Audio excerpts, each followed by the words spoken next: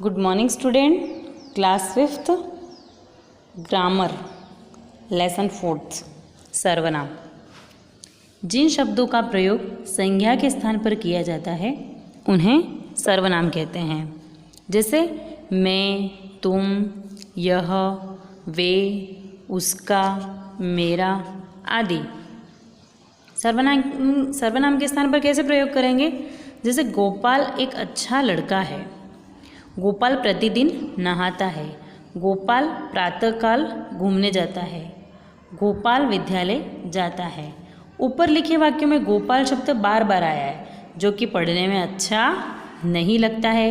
हम इन वाक्यों को निम्न प्रकार भी लिख सकते हैं। गोपाल एक अच्छा लड़का है, वह प्रतिदिन नहाता है, वह प्रातःकाल घूमने जाता है, वह विद्यालय जाता है। तो गोपाल एक संज्ञा है क्योंकि वह किसी का नाम है। इसके स्थान पर वह शब्द का प्रयोग किया गया है, अतः वह क्या है? सर्वनाम है। ठीक है। अब सर्वनाम के प्रकार। सर्वनाम के कितने प्रकार हैं? 7। कौन कौन से? पुरुषवाचक सर्वनाम, निश्चयवाचक सर्वनाम, अनिश्चयवाचक सर्वनाम, संबंधवाचक सर्वनाम, प्रश्नवाचक सर्वनाम, निजवाचक सर्वनाम, संकेतवाचक सर्वनाम। सबसे पहले हम देखेंगे पुरुषवाचक सर्वनाम। जिन सर्वनाम शब्दों से किसी व्यक्ति का बोध होता है उन्हें पुरुषवाचक सर्वनाम कहते हैं। जैसे मैं, हम, तो, तुम, उसका, उनका, हमारा, तुम्हारा आदि। पुरुषवाचक सर्वनाम 3 प्रकार के होते हैं। सबसे पहला है उत्तम पुरुषवाचक सर्वनाम। जिन सर्वनाम शब्दों का प्रयोग बोलने वाला अपने लिए करता है उसे उत्तम पुरुषवाचक सर्वनाम कहते हैं। जैसे सिर्फ अपनी बात हो, कैसे? मैं, मुझे, मेरा, हमारा। पुरुषवाचक सर्वनाम का दूसरा भेद मध्यम पुरुष। बोलने वाला व्यक्ति सुनने वाले व्यक्ति के लिए जिस सर्वनाम शब्द का प्रयोग करता है उसे मध्यम पुरुषवाचक सर्वनाम कहते हैं। जैसे तू, तुम, तुम्हारा, आपका आदि। तीसरा अन्य पुरुषवाचक सर्वनाम।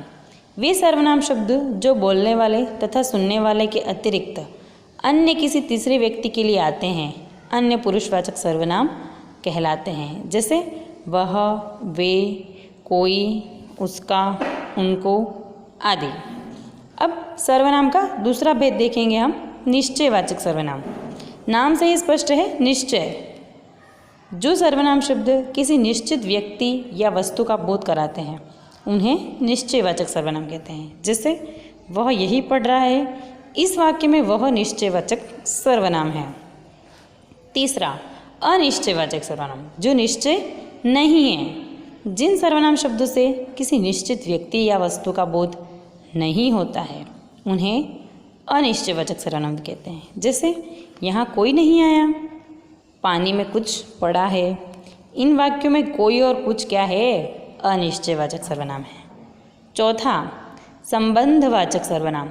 जिन सर्वनाम शब्दों का किन्हीं अन्य संज्ञा या सर्वनाम शब्दों से संबंध ज्ञात होता है, अर्थात जो 2 वाक्यों अथवा उपवाक्यों को जोड़ते हैं, वे संबंधवाचक सर्वनाम कहलाते हैं। जैसे जो कठिन परिश्रम करता है वह सफल होता है।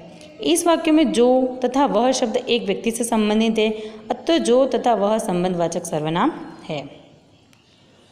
5वां प्रश्नवाचक सर्वनाम। जिन सर्वनाम शब्दों द्वारा किसी प्रश्न का बोध हो वे प्रश्नवाचक सर्वनाम कहलाते हैं। प्रश्नवाचक मतलब क्वेश्चन पूछना, प्रश्न पूछना। जैसे यह पुस्तक किसकी है? कमरे में कौन सो रहा है? इस प्रकार के वाक्य अगर आए तो वो प्रश्नवाचक सर्वनाम कहलाता है। 6. निजवाचक सर्वनाम। जिन सर्वनाम शब्दों का प्रयोग वाक्य में कर्ता द्वारा अपने स्वयं के लिए किया जाता है उन्हें निजवाचक सर्वनाम कहते हैं। जैसे यह अपना ही मकान है, मैं स्वयं दुकान पर बैठता हूँ। निज मतलब अपना, जहाँ खुद की बात हो रही है। ठीक है। 7वां संकेतवाचक सर्वनाम। जिन सर्वनाम शब्दों से किसी व्यक्ति या वस्तु की ओर संकेत किए जाए, संकेत करना, इशारा, वे संकेतवाचक सर्वनाम कहलाते हैं। जैसे यह मेरी पुस्तक है, वे आम मीठे हैं। इन वाक्यों में यह शब्द पुस्तक की ओर तथा वे शब्द आमों की ओर संकेत कर रहा है, अतः यह संकेतवाचक सर्वनाम है।